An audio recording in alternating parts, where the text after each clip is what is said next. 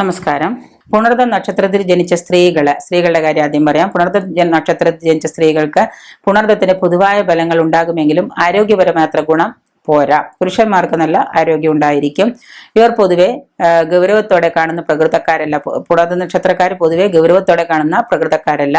സംഭാഷണത്തിലെ പരുക്കൻ രീതിയും നിയന്ത്രണക്കുറവും അത്യാവശ്യം കലഹങ്ങൾക്ക്. ഇവരുടെ സംഭാഷണം ഭയങ്കര പരുക്കനായിരിക്കും.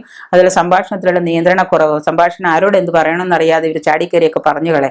അതുകൊണ്ട് കലഹങ്ങൾക്കും മറ്റു ബുദ്ധിമുട്ടുകൾക്കും വഴക്കുകൾക്കും ബന്ധുക്കളുടെ ഇടയിലായാലും കുടുംബത്തിനിടയിലായാലും സമൂഹത്തിലായാലും പുണർദ നക്ഷത്രക്കാരുടെ സംസാരം കൊണ്ട് അനിയന്ത്രിതമായ കാര്യങ്ങളൊക്കെ വരാറുണ്ട്. വാക്കുകൾ എല്ലാം സൂക്ഷിച്ചുപയോഗിക്കേണ്ടതാണ്. സ്ത്രീകളെ മൃദു സ്വഭാവക്കാരികളും ശുദ്ധ ഹൃദയരുമാണ്. ഭർത്താവിനോട് അമിതമായ സ്നേഹവും കുടുംബ സ്നേഹവും ഉള്ളവരാണ് പുണർദ നക്ഷത്രക്കാര്.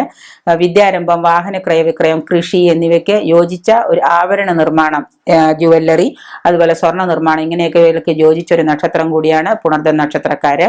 ഇവർ ഈശ്വര വിശ്വാസികളാണ്. പുണർദ നാളുകാർക്ക് സത്യധർമ്മങ്ങളെ വിട്ട് ജീവിക്കാനോ അതിൽ നിന്ന് താല്പര്യമില്ലാത്തവരാണ്.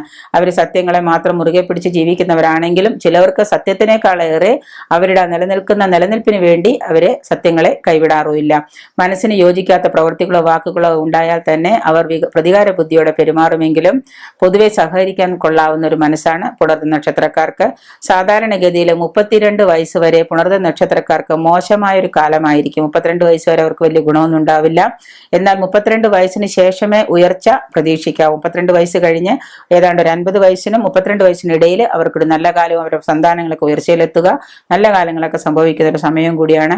ജനമധ്യത്തിൽ മാന്യതയും സമ്മതിയൊക്കെ ഉണ്ടാകാൻ ചിലപ്പോൾ ഈ നക്ഷത്രക്കാർക്ക് സാധിക്കാറുണ്ട്. പൊതുവെ പൊതുരംഗത്തൊക്കെ പ്രവർത്തിക്കുന്ന പുണർദ നക്ഷത്രക്കാരാണെങ്കിൽ അവർക്ക് ജനമധ്യത്തിൽ ഒരു നല്ല വിലയും നിലയും ഒരു ജനസമ്മതിയൊക്കെ നേടിയെടുക്കാൻ സാധിക്കുന്നുണ്ട്.